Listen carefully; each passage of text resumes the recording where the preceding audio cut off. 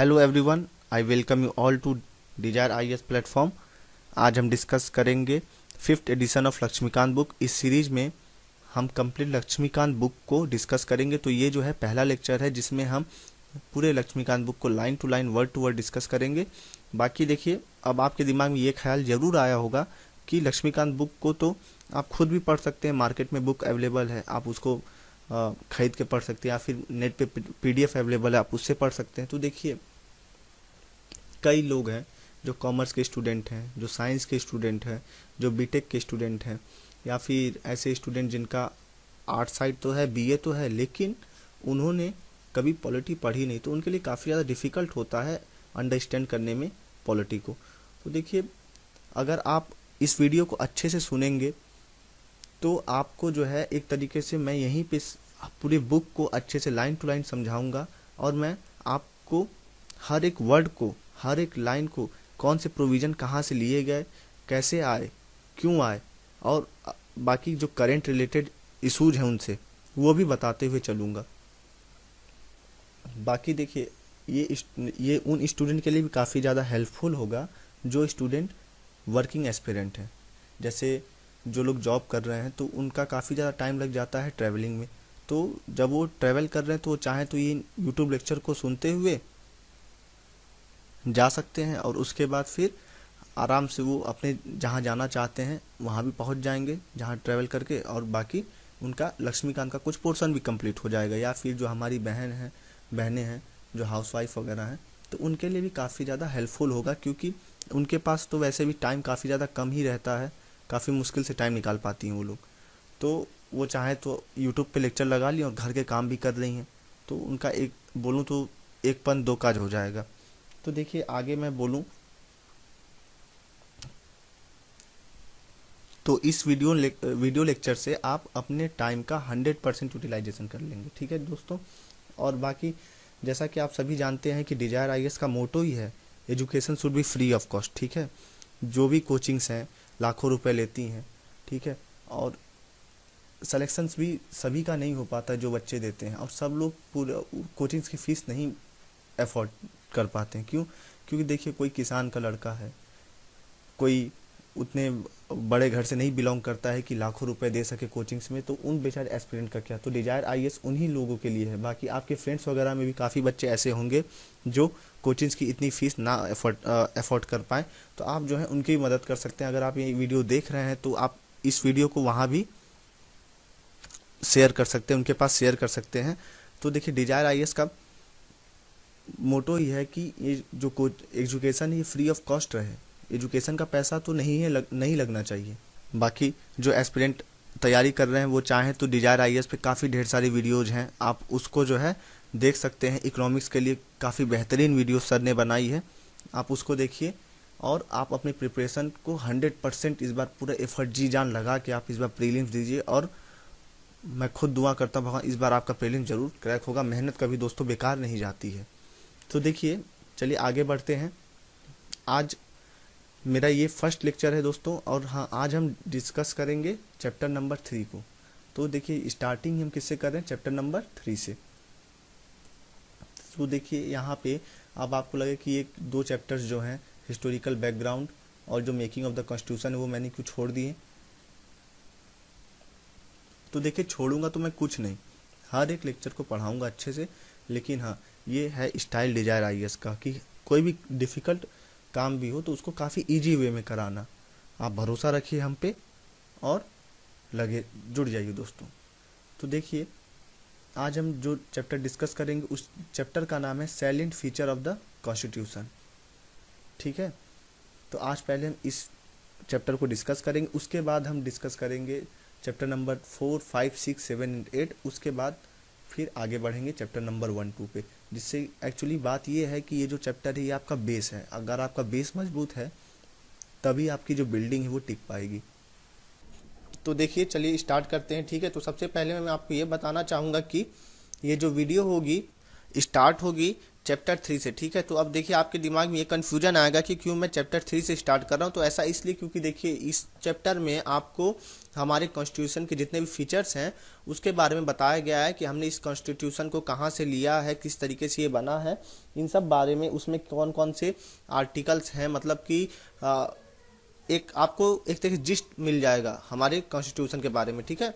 तो इसलिए पहले आपका बेस मजबूत हो जाए तो आप जो है चैप्टर 1 और चैप्टर 2 को अच्छे से समझ पाएंगे कि आखिर ये चीज़ें किस तरीके से उन चैप्टर से रिलेटेड हैं, ठीक है। तो देखिए आप ये मत सोचिएगा कि मैं उन चैप्टर्स को छोड़ूंगा, वो भी चैप्टर्स कंप्लीट कराऊंगा मैं। तो चलिए शुरू करते हैं आज का लेक्चर। तो देखिए सबसे पहले अगर मैं बात करूं तो यहाँ पे आप देख सकते हैं chapter number 3 salient features of the Indian constitution. तो देखिए जो हमारा जो कॉन्स्टिट्यूशन है ये काफ़ी ज़्यादा यूनिक है, ठीक है। अब ऐसा यूनिक क्यों है, क्योंकि देखिए जब हमारा जब कॉन्स्टिट्यूशन जब बना तो हमने लगभग उस समय वर्ल्ड में जितने भी कंट्रीज थे उनके कॉन्स्टिट्यूशन को पढ़ा, समझा और उनके ज़्यादातर प्रोविजंस को समझने के बाद हमारे सोसाइटी के लिए वो किस तरीके से एप्लीकेबल है, मतलब हमारे सोसाइटी में वो क्या वो काम आएंगे कि नहीं आएंगे, उस तरीके से हमने उसको लिया है। और हाँ, यहाँ पे देखिए एक वर्ड है बारोइड। तो देखिए आप बारोइड यूज कर सकते हैं लेकिन ये ठीक नहीं होगा। हमने एक्चुअली में जो भी आर्टिकल्स हैं या जो भी दूसरे कंट्रीज के कॉन्स्टिट्यूशन है उसको डिक्टो जो है, मतलब एक तरीके से कॉपी पेस्ट नहीं किया है हमने जो है, बल्कि उसको मॉडिफाई करके कि वो हमारे लोग हैं, हमारे देश के लोगों के लिए वो किस तरीके से बेनिफिशियल होंगे उस हिसाब से हमने उसको रखा है, ठीक है। तो देखिए दोस्तों अब आपको मैं एक बात बताऊं कि जब हमारा संविधान जब तैयार होता है 1949 में, ठीक है, आप सभी लोग पता होगा कि हमारा कॉन्स्टिट्यूशन है वो 1949 नवंबर में बन के तैयार हो गया था। तो उस समय वो जैसा था क्या वो आज भी वैसा है? तो ऐसा है नहीं, क्योंकि देखिए हमने कई ढेर सारे अमेंडमेंट किए हैं, ठीक है। जैसे कि आप देख सकते हैं 7th amendment, 42nd amendment, 44th, 73rd, 74th, 97th और भी काफ़ी अमेंडमेंट। अभी आपको बता दो अभी हाल में ही जो 10% जनरल कैटेगरी के रिजर्वेशन के लिए जो बिल अभी पास हुआ है वो भी तो अमेंडमेंट ही है। तो काफ़ी प्रोविजंस हमने जो है अपने कॉन्स्टिट्यूशन के चेंज भी किए हैं। तो ऐसा क्यों कि देखिए एक्चुअली में जो प्रोविजंस 1950 में यूजफुल थे, क्या वो जरूरी नहीं है कि जो है आज 21st सेंचुरी में भी यूजफुल हो, ठीक है। क्योंकि देखिए टेक्नोलॉजी बढ़ रही है, लोगों की सोचने की क्षमताएं बढ़ रही हैं, लोगों का लाइफ स्टाइल चेंज हो रहा है। तो देखिए अब हम बात करते हैं, अगर एक और बात आपको पता होगी कि जो हमारा 42nd कॉन्स्टिट्यूशन अमेंडमेंट है, ठीक है, इसको हम मिनी कॉन्स्टिट्यूशन भी बोलते हैं क्योंकि देखिए इसने हमारे संविधान के काफ़ी ज़्यादा प्रोविजंस को चेंज किया था, काफ़ी ज़्यादा, ठीक है। और आपको मैं एक और बात बताना चाहूँगा कि आपको हमारे संविधान का एक आर्टिकल है, आर्टिकल नंबर 368, ओके, जिससे हम कॉन्स्टिट्यूशन में अमेंडमेंट करते हैं, ठीक है। और हाँ, एक और बात आप यहाँ याद रखिए कि जो भी हमारा अमेंडमेंट होता है वो हमारे जो कॉन्स्टिट्यूशन उसका बेसिक स्ट्रक्चर जो होगा वो चेंज नहीं करना चाहिए। अब ये बात आती है कि बेसिक स्ट्रक्चर क्या है, तो देखिए मैं आपको यहाँ पे ये बताना चाहूँगा कि बेसिक स्ट्रक्चर का कॉन्सेप्ट हमारे संविधान में कहीं भी लिखा नहीं हुआ है, कॉन्स्टिट्यूशन में कहीं भी लिखा नहीं हुआ है। बस ये बात है कि ये जो है कोर्ट डिसाइड करता है कि क्या ये जो अमेंडमेंट है हमारे बेसिक स्ट्रक्चर को फॉलो कर रहा है कि नहीं, ठीक है। और ये जो बेसिक स्ट्रक्चर का कॉन्सेप्ट ये कहाँ से आया था, ये केशव आनंद भारती केस हुआ था 1973 में, आप देख सकते हैं यहाँ पे, उससे लिया गया, ठीक। अच्छा चलिए अब बात करते हैं, अपने चैप्टर पे आते हैं, salient features of the constitution. तो देखिए सबसे पहले बात मैं आपको ये बताना चाहूँगा कि ये पूरे वर्ल्ड में सबसे ज़्यादा लेंथीएस्ट रिटन कॉन्स्टिट्यूशन है, ठीक है, मतलब जो लिखा हुआ संविधान है, सबसे लंबा संविधान है। अब आपको मैं बता दूं कि जो कॉन्स्टिट्यूशन होते हैं, संविधान जो होते हैं वो कितने तरीके के क्लासिफाई कर सकते हैं, आप उनको 2 तरीके से क्लासिफाई कर सकते हैं। जैसे कि एक हो गया अमेरिकन कॉन्स्टिट्यूशन जो कि क्या है, रिटेन है, और एक दूसरा हो गया ब्रिटिश कॉन्स्टिट्यूशन, ठीक है, जो क्या है, अनरिटेन है। तो अब देखिए अब यहाँ पे ये बात आती है कि हमारा जो संविधान है वो क्या है, हमारा संविधान एक रिटेन संविधान है, क्योंकि आप भी जानते हैं कि हमारे संविधान को की एक किताब है, बुक है, उसको हम पढ़ सकते हैं, ठीक है। लेकिन जो ब्रिटेन है, ब्रिटेन में ऐसा कुछ है नहीं, वहाँ पे कोई लिखा हुआ संविधान नहीं चलता, लिखा हुआ कॉन्स्टिट्यूशन नहीं है। अच्छा चलिए अब आगे बढ़ते हैं और बात करते हैं। अब बात करें कि ये ऐसा क्यों है कि सबसे लंबा संविधान है ये लिखा हुआ, सबसे लंबा कॉन्स्टिट्यूशन है लिखा हुआ। तो देखिए ऐसा इसलिए है क्योंकि देखिए हमारा जो कॉन्स्टिट्यूशन है वो काफ़ी ज़्यादा कम्प्रहेंसिव है, इलोबोरेट है और डिटेल डॉक्यूमेंट है। मतलब हमने इसमें हर एक चीज़ को अच्छे से समझाया है कि आखिर ये प्रोविज़न हमने संविधान में क्यों डाले हैं और इसका यूज क्या है, और इसको जो है, इसका जो है अगर जैसे हनन होता है, अगर इसको अगर हम फॉलो नहीं करते हैं तो हम इसके लिए क्या लॉ बनाए गए हैं। ठीक है। अच्छा अब बात करते हैं कि जब हमारा कॉन्स्टिट्यूशन जब शुरू में जब लागू जब हुआ 1949 में, वैसे लागू तो हुआ था 1950 में 26 जनवरी। तो चलिए क्वेश्चन आप जरूर बताइएगा कमेंट सेक्शन में कि 26 जनवरी को ही क्यों चुना गया था हमारे संविधान को लागू करने के लिए, ठीक है, एडॉप्ट करने के लिए। और हाँ, कुछ आर्टिकल्स थे जो नवंबर 1949 से ही लागू हो गए थे, ठीक है, वो भी कमेंट सेक्शन में जरूर बताइएगा। थोड़ा रिसर्च करिए तभी कुछ काम बनेगा। कुछ मेहनत मैं करूँ, कुछ मेहनत आप करिए, तभी आगे बढ़ेंगे। चलिए तो बात करें तो देखिए इसमें क्या क्या था। इसमें एक प्रियम्बल था, ठीक है, आप देख सकते हैं एक प्रियम्बल है, और इसमें कितने आर्टिकल से 395 आर्टिकल से, ठीक है। अच्छा अब मैं और बात करूं आगे, और कितने पार्ट में डिवाइडेड था ये पार्ट में डिवाइडेड था 22, ठीक है, और कितने शेड्यूल थे, 8 शेड्यूल थे। ये बात समझ में। अब आज की बात करूं, ये जो जब बुक जब प्रिंट हुई थी उसका डेट है 2016 की बात कर रहा है कि अब आज के डेट में कितना है, तो वो है कितने आर्टिकल हैं, 465 आर्टिकल्स हो गए हैं। प्रेम्बल तो वही है, प्रेम्बल को भी हमने एक बार चेंज अमेंड किया है। और उसके बाद कितने पार्ट हैं इसके, 25 पार्ट हो गए, ठीक है, और कितने शेड्यूल हैं, 12 शेड्यूल हो गए, 12। अच्छा अब बात मैं करूं आगे कि 1951 में ही क्या हुआ था। देखिए 1951 में ही 20 आर्टिकल्स को क्या किया था हमने डिलीट कर दिया था, और एक पार्ट को भी डिलीट कर दिया था। वो पार्ट कौन सा है, पार्ट 7, ठीक है दोस्तों। और अब हमने कितने आर्टिकल्स को ऐड कर दिया, टोटल 90 आर्टिकल्स को। अभी आज के डेट में तो और भी ज़्यादा ऐड हो चुके हैं। और कितने पार्ट को ऐड कर दिया है, part 4A, 9A, 9B and 14A। तो देखिए पार्ट 4 आप भी जानते हैं कि ये किससे रिलेटेड है, ये रिलेटेड है फंडामेंटल ड्यूटी से। 9A और 9B किससे रिलेटेड है, ये रिलेटेड है आपका पंचायती राज से, ठीक है। अच्छा चलिए अब आगे बढ़ते हैं। यहाँ पे ये लिखा गया, और हाँ 4 शेड्यूल को भी ऐड कर किया गया। वो कौन से हैं, 9, 10 एंड 11 एंड 12, ठीक है दोस्तों। शुरू में कितने थे, 8 ही थे। अच्छा अब देखिए कोई भी विश्व में, पूरे वर्ल्ड में कोई भी ऐसा कॉन्स्टिट्यूशन नहीं है जिसमें जो है इतने ढेर सारे आर्टिकल और शेड्यूल हैं, ठीक है। अच्छा अब बात ये आती है कि ऐसा क्यों जरूरी है, हमको इतना लंबा कॉन्स्टिट्यूशन की जरूरत क्यों है, आखिर क्या जरूरत हमको इतना बड़ा कॉन्स्टिट्यूशन बनाने के लिए। तो देखिए इसके कई फैक्टर हैं। सबसे बड़ी बात आती है ज्योग्राफिकल फैक्टर। क्योंकि हमारा जो देश है वो काफ़ी ज़्यादा बड़ा है और इसमें कई ढेर सारी डाइवर्सिटी है। अगर आप अभी मैं बोलूँ जम्मू से लेकर आप कन्याकुमारी तक ट्रैवल करें तो आपको सबका कल्चर अलग मिलेगा, सबका पहनावा अलग मिलेगा, सबका जो लोग खाना खाते हैं उसमें भी चेंजेस मिलेंगे, भाषाओं में काफ़ी चेंजेस मिलेंगे, ठीक है। अच्छा अब बाकी बात करें, हिस्टोरिकल फैक्टर भी है। क्योंकि देखिए जो गवर्नमेंट ऑफ इंडिया एक्ट था 1935 का, इसको मैं आगे डिस्कस करूंगा आपको कि इसमें कौन से प्रोविजन थे, क्या क्या इसमें लागू किए गए थे, वो काफ़ी बड़ा था। अच्छा अब बात करें एक और बात, तो देखिए सिंगल कॉन्स्टिट्यूशन है, ठीक है, डबल कॉन्स्टिट्यूशन नहीं है, सिंगल कॉन्स्टिट्यूशन है। किसके लिए, सेंटर के लिए भी और स्टेट के लिए भी। लेकिन जम्मू कश्मीर एक्सेप्शन है, जम्मू कश्मीर के लिए हमारा कॉन्स्टिट्यूशन एप्लीकेबल नहीं होता है। अब बात करेंगे, देखिए dominance of legal luminaries in constituent assembly. अब देखिए इसका ल्यूमिनरीज मतलब क्या, ल्यूमिनरीज का मतलब हुआ दिग्गज, ठीक है। आपको ही पता होगा कि हमारे जो कई फ्रीडम फाइटर्स ऐसे भी थे जो कि क्या थे, वकील थे, बैरिस्टर थे। तो उन्होंने बताया कि जो है किस तरीके से उन्होंने काफ़ी प्रोविजंस का सुझाव देते गए वो, तो उस हिसाब से वो चीज़ें क्या हुई हमारे कॉन्स्टिट्यूशन में ऐड होती गई, ठीक है।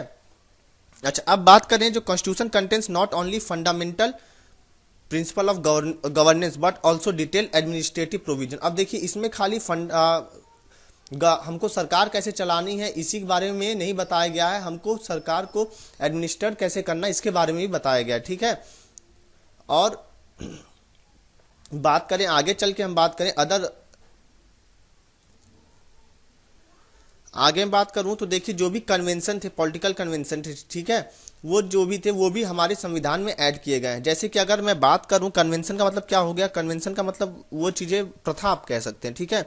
जैसे कि बात करें कि आपका जो होता है अपोजिशन लीडर के लिए आपको चाहिए होता है 50 सीट, तो ऐसा कहीं लिखा नहीं है हमारे संविधान में, ये एक्चुअली में कन्वेंशन से चला आ रहा है, ठीक है। जैसे 2014 में जब इलेक्शन हुआ, जब मोदी जी जीत के आते हैं, तो उस समय हमारे पास कोई भी अपोजिशन लीडर नहीं था, क्योंकि किसी भी पार्टी का जो है सीट जो है 50 सीट से ऊपर नहीं था। एक्चुअली 10% ऑफ दी लोकसभा, मतलब total seat of the Lok Sabha, ठीक है, ये होना चाहिए।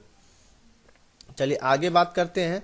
आगे बात करें तो देखिए drawn from the various sources, ये जो अगली हेडिंग आती है वो क्या है, drawn from the various sources. तो देखिए the constitution of India has borrowed most of its provision from the constitution of various other countries as well as from the government of India act of 1935। तो देखिए हमने जो है अपने constitution को कई ढेर सारे देशों के कॉन्स्टिट्यूशन से लिया है, उसको समझा है। तो देखिए जो डॉक्टर भीमराव अंबेडकर जो हैं बड़ा ही प्राउडली, गर्व से कहते हैं कि constitution of India has been framed after ransacking. अब देखिए ये जो शब्द है रैंसेकिंग, रैंसेकिंग मतलब छानबीन, मतलब हमने वर्ल्ड के कई कॉन्स्टिट्यूशन को अच्छे से समझा, पढ़ा, तब उसके बाद हमने जो है उसको अपने कॉन्स्टिट्यूशन में ऐड किया है, ठीक है। अब बात करें जो स्ट्रक्चरल पार्ट है कॉन्स्टिट्यूशन का, वो किससे लिया गया है, वो लिया गया है गवर्नमेंट ऑफ इंडिया एक्ट 1935। किससे लिया गया है, गवर्नमेंट ऑफ इंडिया एक्ट 1935 से। और जो फिलोसफिकल पार्ट है, ठीक है, हमारे संविधान का, वो किससे लिया गया है, द फंडामेंटल राइट्स और डीपीएसपी। जो फिलोसफिकल पार्ट है उसी को कहा गया है, जो हमारा जो मौलिक अधिकार और जो डीपीएसपी है उसको हमने कहाँ से लिया, अमेरिकन और आयरिश कॉन्स्टिट्यूशन से, ठीक है दोस्तों। आयरिश मतलब ये जो आयरलैंड कंट्री है उससे। अच्छा अब आगे बात करते हैं, और जो पॉलिटिकल पार्ट हमने लिया है वो कहाँ से हमने लिया है, वो हमने लिया है ब्रिटिश कॉन्स्टिट्यूशन से। जो भी एग्जीक्यूटिव और लेजिस्लेचर के बीच में जो भी बातें हैं वो सब हमने कहाँ से लिए हैं, वो हमने लिया है ब्रिटिश कॉन्स्टिट्यूशन से। अच्छा अब और भी कई ढेर सारे प्रोविजंस हमने ऐड किए हैं, किन देशों से, Canada, Australia, Germany, USSR, south Africa, Japan और भी कई ढेर सारे देश हैं, ठीक है, जिनके बारे में आगे बात करूंगा आपसे। अब देखिए एक और बात मैं यहाँ पे आपको बताना चाहूँगा कि देखिए हमारे संविधान का काफ़ी ज़्यादा क्रिटिसिज्म भी इसीलिए होता है कि ये जो हमारा कॉन्स्टिट्यूशन वो क्या है, बोरोवेड कॉन्स्टिट्यूशन। तो देखिए ये काफ़ी ज़्यादा इलॉजिकल होगा। ऐसा क्यों, देखिए ऐसा इसलिए क्योंकि देखिए आपको ही पता है हम अपने कॉन्स्टिट्यूशन में अमेंडमेंट भी करते हैं, उसको हम जिस तरीके से टाइम के साथ साथ जिस तरीके से हमको सूट करेगा वो कॉन्स्टिट्यूशन, हमारे नागरिकों, हमारे सिटीजन्स के लिए किस हिसाब से वो जो कॉन्स्टिट्यूशन या संविधान किस तरीके से काम आए, उनकी मदद करे, उस हिसाब से हम उसमें चेंजेस भी करते गए, ठीक है। अच्छा अब बात करते हैं ब्लेंड ऑफ रिजिडिटी। आप देख सकते हैं जो हेडिंग नंबर 3 है वो क्या है, ब्लेंड एंड रिजिडिटी। तो देखिए सबसे पहली बात करूं मैं किसी भी कॉन्स्टिट्यूशन को, ठीक है, आप क्लासिफाई किसमें कर सकते हैं, एक तो रिजिड और एक फ्लेक्सिबल।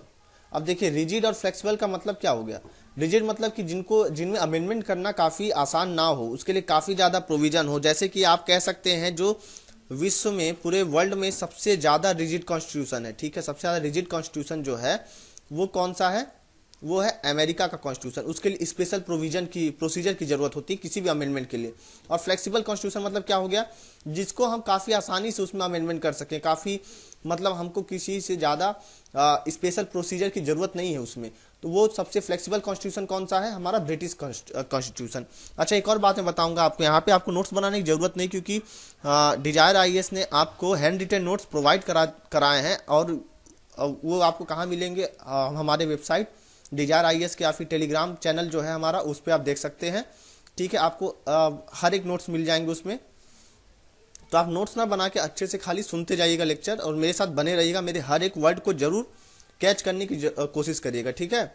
अच्छा अब बात करें कॉन्स्टिट्यूशन ऑफ इंडिया। अब इंडिया कॉन्स्टिट्यूशन के बारे में बात करें तो देखिए ये जो इंडिया का जो कॉन्स्टिट्यूशन है वो ना ही बहुत ज़्यादा रिजिड है कि इसमें कुछ अमेंडमेंट करना हो तो काफ़ी ज़्यादा स्पेशल प्रोसीजर की ज़रूरत हो, काफ़ी ज़्यादा डिफिकल्टी हो, और ना ही बहुत फ्लेक्सिबल है कि यहाँ कोई भी सरकार बनी वो पता चला कि जो हमारे फंडामेंटल राइट्स का ही हनन कर दे, ख़त्म कर दे उसको। ठीक है दोस्तों, तो देखिए ऐसा क्यों, क्योंकि देखिए जो आर्टिकल 368 है, ठीक है, इसमें दो तरीके के अमेंडमेंट के बारे में बात किया गया है। अब देखिए इसमें ए और बी सेक्शन जो है उसको मैं समझाता हूं आपको। तो देखिए कुछ प्रोविजन ऐसे हैं जो कि स्पेशल मेजॉरिटी ऑफ पार्लियामेंट से पास किए जाते हैं। स्पेशल मेजॉरिटी मतलब 2/3 मेजॉरिटी, ठीक है, जो भी पार्लियामेंट में प्रेजेंट और वोटिंग करें, मतलब जितने आपके पार्लियामेंट में जिस दिन वोटिंग हो उस समय जितने हमारे एमपी जो है प्रेजेंट हो और जो वोट डाल रहे हैं उनकी 2/3 मेजॉरिटी, ठीक है। और ये आप समझ सकते हैं 50% से भी ऊपर है। अब बाकी आगे बात करें, और हाँ ये हर एक हाउस के 2/3 मेजॉरिटी चाहिए। और अगर आगे बात करूं तो some of the other provision can be amended by special majority of the parliament with rectification by the half of the states. और कुछ में क्या किया गया है कि देखिए आपको स्पेशल मेजॉरिटी तो चाहिए पार्लियामेंट में, प्लस वो जो प्रोविजन है उसको रेक्टिफाई करें, कम से कम आधे स्टेट उसको क्या करें, रेक्टिफाई करें। और एक और बात मैं आपको यहां बताना चाहूंगा, कुछ प्रोविजंस ऐसे भी हैं जो कि सिंपल मेजॉरिटी से भी पास किए जा सकते हैं, जैसे कि ऑर्डिनरी लेजिस्लेटिव प्रोसेस। अब सिंपल मेजॉरिटी क्या होता है, सिंपल मेजॉरिटी मतलब ये हो गया 50% से ऊपर, और यहाँ पे क्या है 2/3 मेजॉरिटी, ठीक है। 2/3 मेजॉरिटी और 50% से ऊपर वाली बात समझिएगा। ये जो 2/3 है, 2/3 मतलब कितना हो गया आपका 75%, और 75% नहीं सॉरी 66% के आसपास। और वहीं बात करूं मैं अगर यहाँ पे, तो आपको ओनली 50% की जरूरत है सिंपल मेजॉरिटी में। और हाँ, ये जो अमेंडमेंट होते हैं जो भी सिंपल मेजॉरिटी से पास किए जाते हैं, ये अमेंडमेंट आर्टिकल 368 के अंदर नहीं आते हैं। ये बात अच्छे से याद रखिएगा आप, ठीक है दोस्तों। चलिए आगे बढ़ते हैं हम। आगे मैं बात करूं आपको तो देखिए फेडरल सिस्टम विथ यूनिटरी बायस। अब इसका क्या मतलब हो गया, इसका मतलब ये हो गया, यहाँ पे ये लिखा गया है कि जो हमारा संविधान है वो क्या है, फेडरल सिस्टम ऑफ गवर्नमेंट है। फेडरल मतलब ये हो गया जहाँ पे एक कंट्री हो, कंट्री में कई ढेर सारी स्टेट हो, और स्टेट के पास भी पावर हो, ठीक है। ऐसा नहीं है कि खाली सेंटर अपनी दादागिरी दिखाए। तो देखिए आप यहाँ पे देख सकते हैं constitution of India stabilises A federal system of government. तो देखिए सबसे पहली बात मैं आपको ये बताना चाहूँगा कि हमारा जो कॉन्स्टिट्यूशन है फेडरेशन का फीचर क्या होता है और नॉन फेडरल या यूनिटरी क्या होते हैं। अब देखिए यहाँ पे ये बात कहा गया है कि फेडरल सिस्टम भी है हमारे कॉन्स्टिट्यूशन में और यूनिटरी सिस्टम भी है, मतलब कि यूनिटरी भी है और फेडरल भी है, दोनों ही है। तो देखिए जैसे अगर फीचर्स ऑफ फेडरेशन की बात करें तो दो गवर्नमेंट होती हैं, कौन कौन सी, एक स्टेट और एक सेंटर की, और पावर का अच्छे से डिवीजन होता है उसमें। वहीं नॉन फेडरल की बात करूं मैं तो वो उसमें क्या होता है, काफ़ी स्ट्रॉन्ग सेंटर होता है, ठीक है, और एक सिंगल कॉन्स्टिट्यूशन होता है। वहीं बात करूं मैं फेडरेशन की फीचर्स की तो उसमें रिटन कॉन्स्टिट्यूशन होगा, सुप्रीमेसी होगी कॉन्स्टिट्यूशन की, रिजिडिटी होगी कॉन्स्टिट्यूशन में, इंडिपेंडेंट जुडिशरी होगा, ठीक है दोस्तों। आप यहाँ पे देख सकते हैं, देखिए यहाँ पे दो government, division of power, written constitution, rigidity, independent of judiciary और बाई कैमरलिज्म। बाई कैमरलिज्म का मतलब हो गया दो हाउस, ठीक है। और जो इंडियन कॉन्स्टिट्यूशन है उसमें और क्या क्या कंटेंट होते हैं, देखिए एक स्ट्रॉन्ग सेंटर है, एक सिंगल सिटीजनशिप है। ऐसा नहीं है कि जैसे अमेरिका में आपको जैसे अमेरिका में क्या है, आप यूएसए के नागरिक हैं प्लस जो स्टेट है उसकी भी आपको नागरिकता लेनी पड़ती है। ऐसा हमारे यहाँ नहीं है, अगर आप भारत के नागरिक हैं तो आप पूरे हमारे देश में जितने भी स्टेट्स हैं उसके भी नागरिक हैं, एक्सेप्ट जम्मू एंड कश्मीर को छोड़ दीजिएगा, आपको पहले ही बता चुका हूं मैं। तो देखिए सिंगल कॉन्स्टिट्यूशन होगा, सिंगल सिटीजनशिप होगी, फ्लेक्सिबिलिटी ऑफ कॉन्स्टिट्यूशन होगा और इंटीग्रेटेड जुडिशरी। जैसे आपको पता होगा हमारे यहाँ क्या होते हैं, सबसे पहले आपके जो डिस्ट्रिक्ट कोर्ट होते हैं, उसके बाद हाई कोर्ट होते हैं, फिर सुप्रीम कोर्ट। तो इंटीग्रेट हो रहा है ना, लोअर टू हायर, ठीक है। और अपॉइंटमेंट किए जाते हैं स्टेट गवर्नर, किसके द्वारा अपॉइंट किए जाते हैं, ये सेंटर के द्वारा अपॉइंट किए जाते हैं। और ऑल इंडिया सर्विस होती है, जैसे आप लोग यूपीएससी की तैयारी कर रहे हैं तो ऑल इंडिया सर्विस में कौन कौन आते हैं, देखिए आईएएस, आईपीएस और आईएफएस। आईएफएस का मतलब आप ये मत समझिए कि इंडियन फॉरेन सर्विस, ये है इंडियन फॉरेस्ट सर्विस वाला, ठीक है। और जो इमरजेंसी प्रोविजन है, और भी काफ़ी ढेर सारे टर्म। अच्छा, एक बात और मैं आपको यहाँ बताना चाहूँगा कि जो टर्म फेडरेशन है वो हमारे कॉन्स्टिट्यूशन में कहीं भी यूज नहीं हुआ, ये बात हमेशा याद रखिएगा। और जो आर्टिकल 1 है हमारे कॉन्स्टिट्यूशन का, वो क्या बोलता है, इंडिया को यूनियन ऑफ स्टेट्स, मतलब कई ढेर सारे स्टेट्स का यूनियन। ठीक है, तो अब देखिए, अब ये जो टर्म है यूनियन ऑफ स्टेट्स, इसका मतलब क्या हो गया कि जो इंडिया का जो फेडरेशन है, जो संयुक्त रूप से जो पूरा भारत है, is not the result of कोई, मतलब ऐसा नहीं है कि स्टेट्स के साथ हमने कोई एग्रीमेंट किया है और कोई भी स्टेट कभी भी चाहे तो इस फेडरेशन से निकल सकता है, ऐसा कुछ नहीं है।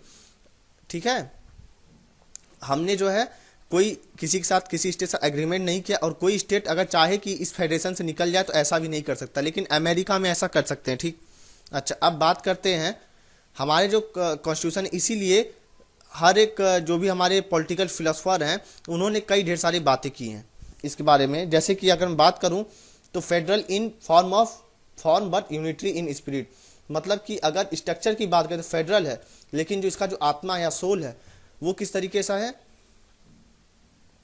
वो कैसे, वो किस तरीके का, वो है यूनिटरी, मतलब सेंटर वहां का स्ट्रांग है। ये बात किसने कही थी, ये बात कही केसी वियर ने, क्वासी फेडरल।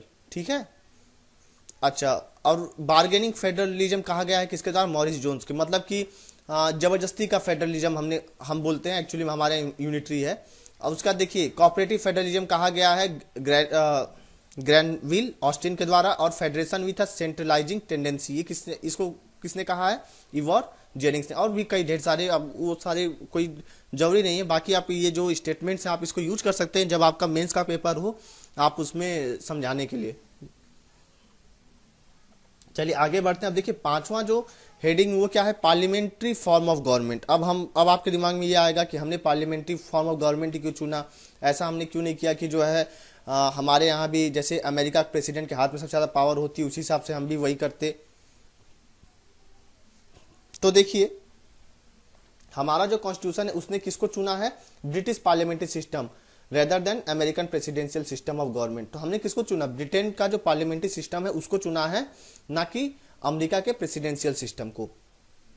अच्छा, अब देखिए ये जो है किस पे बेस होता है पार्लियामेंट्री सिस्टम, ये बेस्ड होता है कॉपरेशन और कोऑर्डिनेशन, मतलब जो भी लेजिस्लेटिव है और एग्जीक्यूटिव ऑर्गन है, ठीक है, उसमें किस हिसाब से कॉपरेशन और कोऑर्डिनेशन, मतलब वो किस हिसाब से एक दूसरे से मिलजुल के चल रहे हैं, उन दोनों के बीच में कोऑर्डिनेशन बना हुआ है, कोई मतलब अपने पावर का गलत इस्तेमाल ना करे।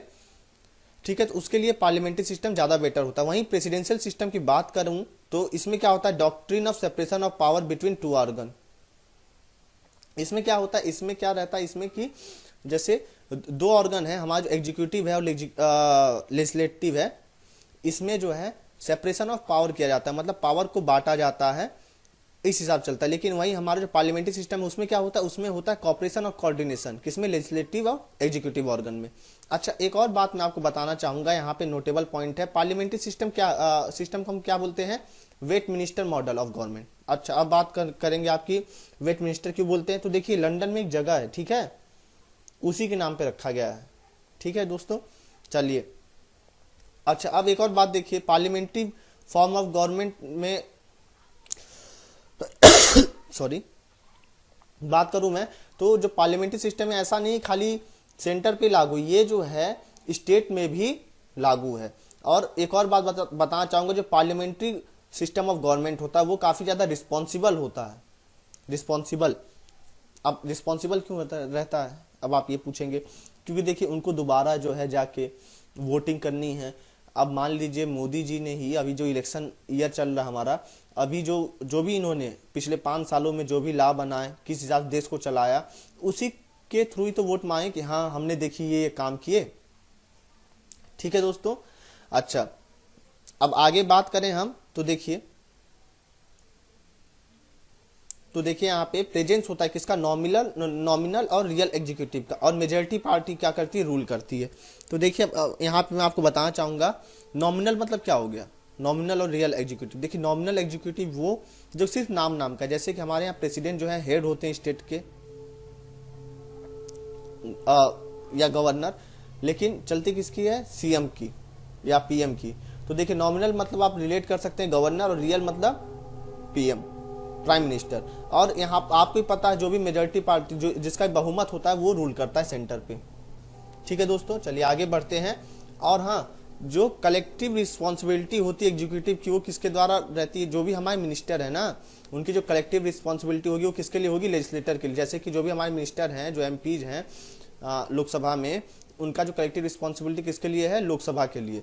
और जो membership of the minister in legislature, और जो भी मिनिस्टर बनेंगे, ठीक है, जो भी मिनिस्टर बनेंगे मतलब जो भी एग्जीक्यूटिव बनेंगे, उन वो क्या होते हैं? वो मेंबर होते हैं किसके? लेजिस्लेचर के भी। मतलब आपको पता होगा हमारे जो भी मंत्री हैं वो क्या है? वो हमारे पार्लियामेंट के सदस्य भी तो हैं, एमपी भी तो हैं। और लीडरशिप किसकी चलती है? प्राइम मिनिस्टर या चीफ मिनिस्टर की। और एक और बात, dissolution of Lok Sabha, lower house का डिसोल्यूशन मतलब कि वो जो है भंग हो जाता है। लोकसभा आपको ही पता होगा जो राज्यसभा होता है वो एक परमानेंट हाउस है, रेदर देन लोकसभा की बात करूं तो वो नॉन परमानेंट है। ठीक है, चलिए अब आगे बात करते हैं कि आखिर ऐसा क्यों हुआ कि अब बात करते हैं कि इंडियन पार्लियामेंट्री सिस्टम और ब्रिटिश का जो पार्लियामेंट्री सिस्टम है उन दोनों में डिफरेंस क्या है। तो देखिए थोड़े बहुत डिफरेंसेस भी हैं, हमने ऐसा नहीं कि पूरा पूरा उसी तरीके से रख दिया है। तो देखिए ब्रिटिश का जो पैटर्न है, there are some fundamental difference between the two. जैसे Indian parliamentary system is not sovereign body like the British parliament. अब इसका मतलब क्या समझे? देखिए अगर अभी इंडिया का पार्लियामेंट कोई लॉ बना दे, कोई अमेंडमेंट कर दे, तो उसको जो है संविधान के हिसाब से चलना पड़ता है कि कहीं वो बेसिक स्ट्रक्चर का हनन तो नहीं कर रहा है। तो एट द सेम टाइम कौन पावर में आ जाता है जब पूरा अमेंडमेंट हो जाता है? जैसे कि आपको पता होगा जो 10% रिजर्वेशन वाला जो अभी आया है जनरल कैटेगरी के लिए, वो अब कहाँ गया है? वो गया है सुप्रीम कोर्ट में, ठीक है, जुडिशियल रिव्यू के लिए। और लेकिन वही बात करें ब्रिटेन के कॉन्स्टिट्यूशन की तो ऐसा कुछ है नहीं वहाँ पे। और इंडियन कॉन्स्टिट्यूशन में बात करूँ मैं तो यहाँ पे जो हेड होता है स्टेट का, मतलब जैसे हमारे यहाँ प्रेसिडेंट होते हैं, वो कौन है? इलेक्टेड मेंबर है, आपको पता होगा उनका इलेक्शन होता है। लेकिन वहीं अगर ब्रिटेन की बात करें तो वहाँ क्या है? हेरिडिटरी है, मतलब कि मोनार्की टाइप। जैसे कि वहाँ की जो हेड होती हैं वो कौन होता है? हेड वहाँ की रानी। ठीक है दोस्तों, आशा करता हूँ आपको सब चीज़ें अच्छे से समझ में आ रही होंगी। अगर कोई डाउट हुआ तो आप जरूर कमेंट सेक्शन में बताइएगा। अच्छा, अब आगे बात करते हैं।